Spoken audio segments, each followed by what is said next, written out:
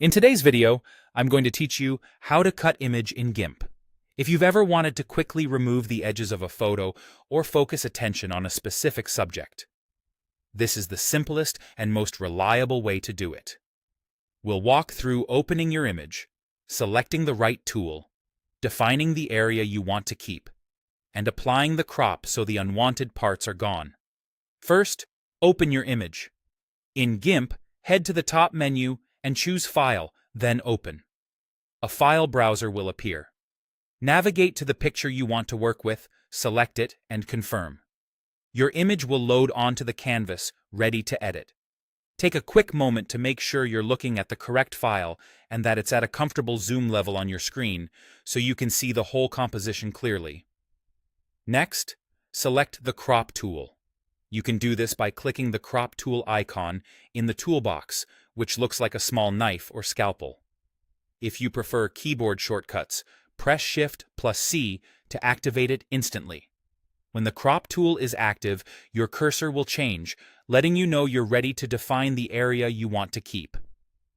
Now, drag on the image.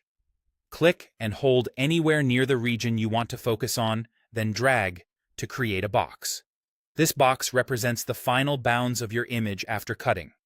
Everything inside the box will be kept. Everything outside it will be removed. Don't worry about being perfect on the first try. You'll refine it in the next step. Adjust the selection to get it just right. Hover over a corner or edge of the box until you see the resize handles, then click and drag to fine-tune the size. You can also click inside the box and drag to reposition it without changing its size. Take a moment to balance your composition. Center your subject, straighten your horizon within the box, or leave some breathing room where it feels right. When you're happy with the selection, apply the crop by pressing Enter. GIMP will immediately cut the image to match the box, removing everything outside of it. If something doesn't look right, simply undo and try again until you're satisfied. And that's it. You've successfully cut your image in GIMP.